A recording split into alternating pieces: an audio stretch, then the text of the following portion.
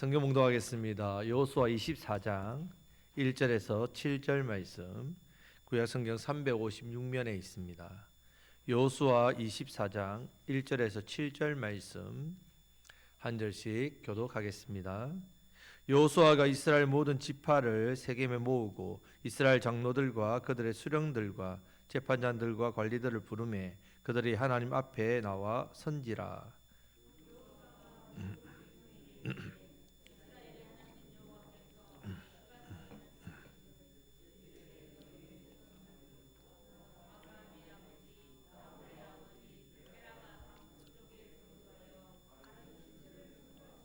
내가 너희의 조상 아브라함을 강 저쪽에서 이끌어내어 가나안 온 땅에 두루 행하게 하고 그의 씨를 번성하게 하려고 그에게 이삭을 주었으며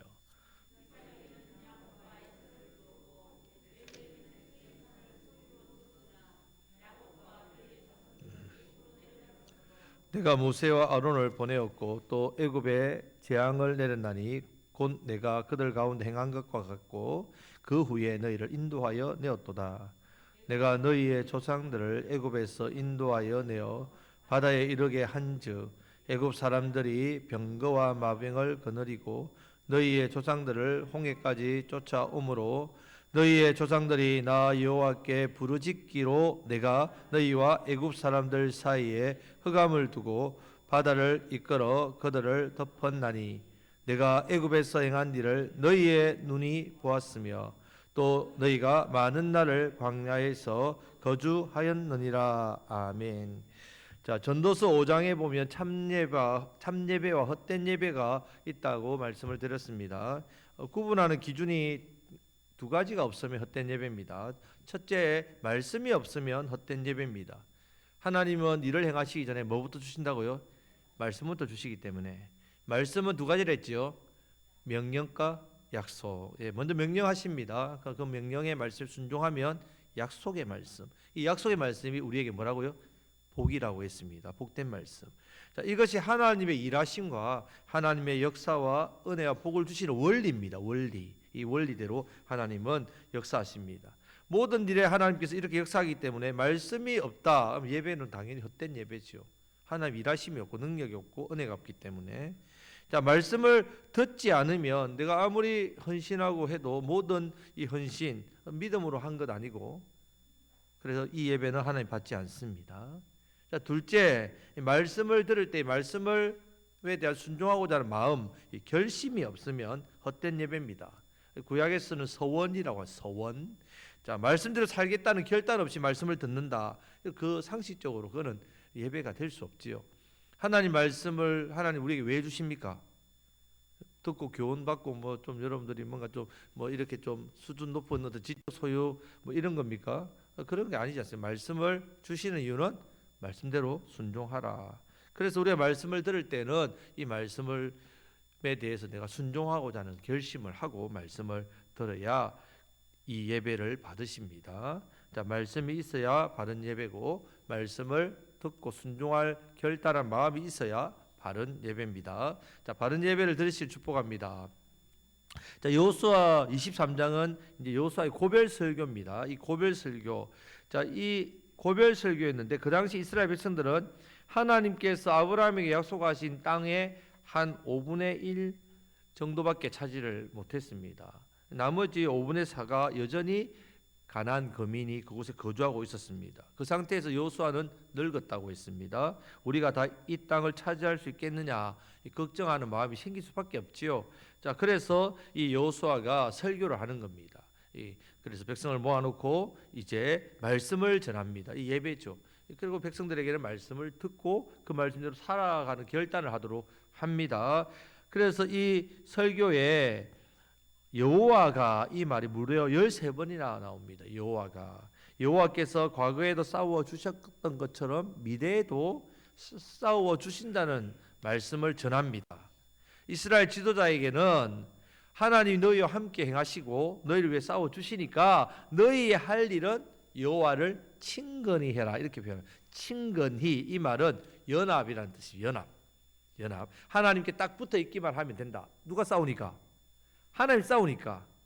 틀림없다. 언약하셨고 복 주시고 약속하셨다. 아브라함에게 하신 약속을 이룬다. 너에게 이 땅을 주신다는 내용으로 지도자들에게 싸워 나가라. 나가기만 하면 된다. 자, 이렇게 설교를 했습니다. 자, 24장은 똑같이 여호수아의 고별 설교입니다. 23장은 지도자들에게 했지만 24장은 누구에게 했다고요? 일반 백성들에게 하는 설교입니다. 자, 설교 내용은 앞에서는 말씀 앞에 서원하고 결심하라 이렇게 했지만 이 24장에서는 백성들에게 이 받은 은혜에 대한 이야기를 합니다. 너희 하나님 이런 은혜를 베푸셨으니까 이 은혜를 기억하고 이제 그 은혜대로 살아가는 것을 말씀합니다. 그래서 1절부터 13절에는 여호수아가 설교하는 백성들의 내용이 나오고 14절부터 33절까지는 이제 맹세하고 결단하는 부분들이 나옵니다. 자, 1절 말씀을 다 같이 읽겠습니다. 여호수아가 이스라엘 모든 지파를 세겜에 모으고 이스라엘 장로들과 그들의 수령들과 재판장들과 관리들을 부르매 그들이 하나님 앞에 나와 선지라. 아멘. 여러분, 상식적으로 여호수아가 이스라엘 모든 지파를 어디로 모아야 됩니까? 어디로? 실로에 모아야 되죠. 실로에 왜 모아야 됩니까? 성막이 있으니까. 아니면 또 길갈에 모아야 되겠죠. 길갈이 출발점이고 와서 정복하고 또 본거지잖아요. 그러면 길갈 아니면 실로에 모아야 되는데 왜 세겜으로 모았겠습니까? 세겜으로 모은 이유가 있겠죠. 그냥 모은 건 아닙니다. 세겜에는 두 가지 산이 있습니다. 두 산. 무슨 산이 있습니까? 자, 유명한 산이 있지요. 그림심산과 에발산. 이 무슨 산입니까? 여기서 뭐 했습니까? 모세 때. 예. 그림심산에는 뭘 선포했습니까?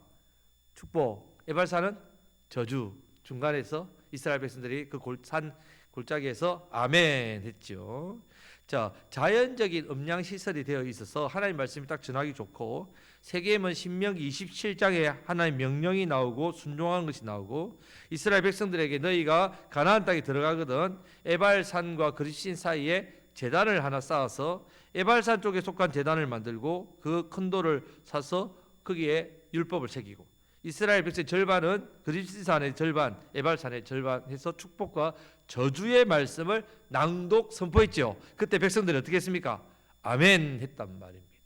자, 그러면 여호수아 8장에서 이 일을 여호수아가 말할 때 순종합니다. 했습니다. 이미 했습니다.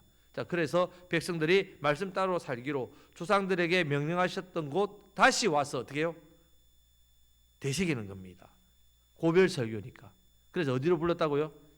언약에 아멘했던 그 세겜에서 이 설교를 합니다. 그래서 세겜에서 모이도록 했습니다. 2절 말씀을 다 같이 읽겠습니다. 여호수아가 모든 백성에게 이르되 이스라엘 하나님 여호와께서 이같이 말씀하시기를 옛적에 너희들 조상들 곧 아브라함의 아버지 나홀의 아버지 데라가 강 저쪽에 거주하여 다른 신들을 섬겼으나. 아멘. 자, 2절 말씀부터 하나님이 어떤 분이신지 소개합니다. 그리고 번성에 대해서 말하고 5절부터 13절까지에는 땅에 대한 설교를 합니다. 자, 번성과 땅에 대한 설교를 하는 이유가 있습니다. 하나님이 아브라함에게 약속하셨죠. 창세기 12장에 부르실 때 본토, 친척, 아비집 세 군데를 떠나면 하나님께서 세 가지 복을 약속하셨습니다. 큰 민족, 가나안 땅, 예수 그리스도. 자, 그래서 큰 민족 가나안 땅 예수 그리스도를 약속하셨는데 이미 뭐가 이루어졌습니까? 큰 민족. 두 번째는 가나안 땅 이루어졌단 말입니다. 이루어진 것에 대해서 설교를 합니다. 가장 많이 나오는 단어가 내가 이루어졌단 말이죠. 내가 15번 나옵니다. 하나님께서 내가. 자, 하나님 이스라엘 백성들에게 베풀어 주신 은혜에 대해서 말씀합니다. 아브라함에게 약속하신 큰 민족 가나안 땅을 이루셨기 때문에 마지막 복의 근원 또 가나안 땅에서 이루신다 이 말씀이죠. 자, 3절 말씀을 다 같이 읽겠습니다. 내가 너희의 조상 아브라함을 강 저쪽에서 이끌어내어 가나안 온 땅에 두루 행하게 하고 그의 씨를 번성하게 하려고 그에게 이삭을 주었으며. 아멘. 자, 두 가지, 세 가지를 말하지 않는 것은 이 두 가지만 말한다. 여호수아가 죽기 전까지 하나 이루신 것만 지금 이야기한다고 했습니다. 자, 이 두 가지를 하나님이 어떻게 신실하게 이루셨는지를 설교합니다. 먼저 하나님 우리에게 베푸신 은혜를 먼저 증거하고 앞으로 그 은혜를 받았으니 앞으로 하나님을 더 잘 섬겨 나가라. 이스라엘 백성들에게 여호수아가 이렇게 고별 설교를 하고 있습니다. 하나님이 이스라엘에게 베푸신 은혜를 생각해 보면요, 아브라함을 강저편에 갈대 우르에 불었죠. 그때 아브라함이 뭐 하고 있었습니까? 부르기 전에 하나님 잘 숨겼습니까? 부르심을 받을 만했습니까? 뭐 했다고요? 아버지 데려와 우상 만드는 일 했어요. 우상 만드는 일. 여러분, 그 당시에 우상을 만드는 사람이 돈 많이 벌었습니다. 그거 다 버리고 떠난다는 것만 대단한 거죠, 사실은. 근데 우상 만드는 우상 숭배자였단 말이죠. 이런 아브라함을 불러서 하나님께서 자녀 백성 삼아 주셨다. 너희의 조상들 아브라함 부를 때 아브라함이 구원받을 조건 자격이 있었느냐? 우상 만들고 우상 숭배자인데 이것을 지금 말하고 있습니다. 자격이 있었어? 아니, 없었는데요. 그런데 하나님은 아브라함에게 은혜를 주셔서 큰 민족 가나안 땅을 주셨다. 이 말을 백성들 이스라엘에게 합니다. 자, 4절 말씀을 다 같이 읽겠습니다. 이삭에게는 야곱과 에서를 주었고 에서에게는 세일산을 소유로 주었으나 야곱과 그의 자손들은 애굽으로 내려갔으므로. 아멘. 자, 그 씨를 번성하게 하려고 누구를 줬다고요? 이삭. 아브라함에게 몇 명? 한 명. 자, 이삭에게는 몇 명? 두 명. 그 중에 한 명은 버림받고 한 명은 이제 야곱을 통해서 몇 명? 12명으로. 그래서 총 가족이 70명이 애굽으로 내려가도록 했지요. 내려갔습니다. 자, 그러면 여호수아가 왜 이 내용을 길게 설교하지 않고 딱딱 잘라서 간단하게 말했을까요? 너무 간단하게 설교하잖아요. 저도 이렇게 설교하면 여러분들이 아마 간단하게 하면 좋겠지만 왜 이렇게 간단하게 할까요? 이미 다 아는 내용이니까. 아는 내용이죠. 이미 모세 오경을 통해서 창세기부터 출애굽기 다 받았죠. 그래서 이스라엘 백성들은 이미 이 모세 오경을 가나안 땅에 들어오기 전에 벌써 말씀 다 배웠습니다. 배웠고 애굽은 직접 경험했잖아요. 나오면서.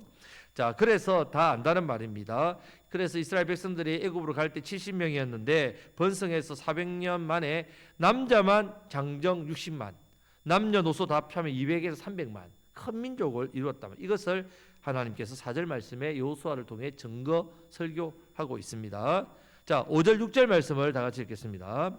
내가 모세와 아론을 보내었고 또 애굽에 재앙을 내렸나니 곧 내가 그들 가운데 행한 것과 같고 그 후에 너희를 인도하여 내었노라. 내가 너희의 조상들을 애굽에서 인도하여 내어 바다에 이르게 한즉 애굽 사람들이 병거와 마병을 거느리고 너희의 조상들을 홍해까지 쫓아오므로. 아멘. 애굽으로 내려가기 가서 첫 번째 약속 큰 민족을 이루어 주셨단 말입니다. 그러면 두 번째 약속이 가나안 땅을 이제 주신다는 약속에 대해서 하나님께서 어떻게 했다고요? 일하셨다는 말입니다. 첫 번째 약속은 과거에 이루어졌고 이제 두 번째 약속은 여호수아 때 누리는 복입니다. 자, 이 복은 누려야, 지금 누려야 하는 복이기 때문에 땅에 대한 이야기를 좀 길게 합니다. 길게. 내가 모세 아론을 보내서 애굽에서 가나안 땅 가려고 하는데 바로 왕이 허락합니까? 안 하지요. 엄청난 노동력이고 노예니까 막았었지요. 그때 하나님께서 애굽에 10가지 재앙, 피, 깨구리, 이파리, 악질, 독정, 우박, 메뚜기, 흑암, 장자의 죽음 10가지로 재앙을 내렸단 말이에요. 이 재앙 때문에 할 수 없이 보냈는데 보내자마자 곧바로 군대 끌고 홍해로 추격했지요. 그 홍해에서 어떻게 했습니까? 하나님께서 흑암으로 막고 바다를 덮어가지고 다 몰살시켰다. 이미 너희들 보았지 않느냐. 자, 이 부분을 말씀합니다. 이 다 누가 행하신 일이라고요? 하나님. 출애굽기 15장 1절 2절 말씀에 소개합니다. 하나님은 이스라엘 백성을 위해서 홍해에서 싸우신 분이라고. 자, 계속해서 설교하는 내용이 여호수아가 하나님께서 하신 것. 내가 누가 다 하셨다고요? 하나님께서. 이스라엘 백성 한 거 아무것도 없다. 너희 조상 믿음의 조상 아브라함도 우상 숭배자였다. 하나님께서 은혜로 구원했다. 지금도 너희가 아무것도 한 게 없다. 다 하나님 하셨다. 하나님 하셨다. 자, 7절 말씀을 다 같이 읽겠습니다. 너희의 조상들이 나 여호와께 부르짖기로 내가 너희와 애굽 사람들 사이에 흑암을 두고 바다를 이끌어 그들을 덮었나니 내가 애굽에서 행한 일을 너희의 눈이 보았으며 또 너희가 많은 날을 광야에서 거주하였느니라. 아멘. 자, 많은 날을 광야에서 거주했댔습니다. 많은 날 몇 년입니까? 40년. 자, 이스라엘이 40년 동안 광야에 거주할 필요가 있습니까? 없습니까? 없었습니다. 하나님의 계획은요, 2년입니다. 2년. 어떻게 알 수 있느냐? 자, 이스라엘 백성들을 애굽에서 나오게 할 때 6월절에 나오죠. 6월절 1월 14일 6월절. 자, 50일 만에 어디에 도착합니까? 시내산에 도착합니다. 오순절 성령 강림이죠, 신약은. 50일 만에 시내산에 도착했을 때 하나님 뭐 주십니까? 예, 말씀 10계명과 모세 오경을 준단 말이죠. 자, 이 10계명 안에 모세 오경 안에 뭐가 있습니까? 율법이 있고 성막이 있습니다. 자, 성막은 율법은 예배하고 말씀대로 살도록 가르쳐서 가나안 땅에 보내시기 위해서. 그냥 보내면 안 되잖아요.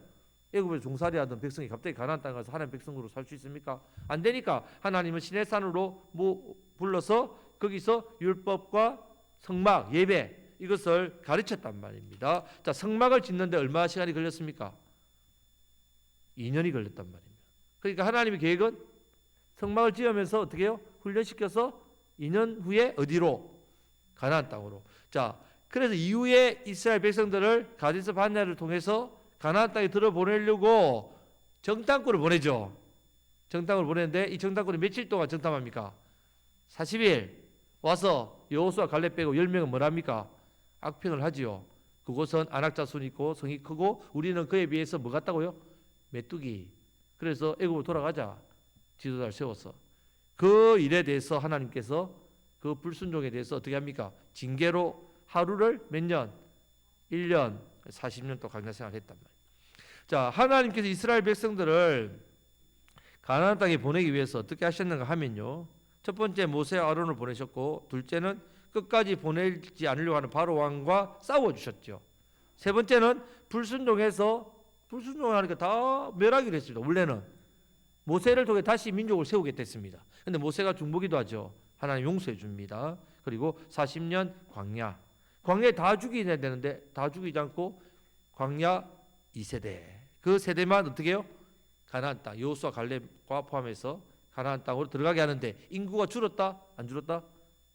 안 줄었단 말이에요. 그대로 보존하셨다. 이 은혜란 말입니다. 약속 그대로 이루시는 은혜. 자, 성도 여러분, 여호수아의 설교에서 결국 우리에게도 마찬가지입니다. 하나님께서 아브라함을 택하셔서 부르시고 약속하신 큰 민족 가나안 땅 예수 그리스도 이 세 가지 언약을 지금 우리 시대에 이루어졌죠. 이미 남은 게 뭡니까?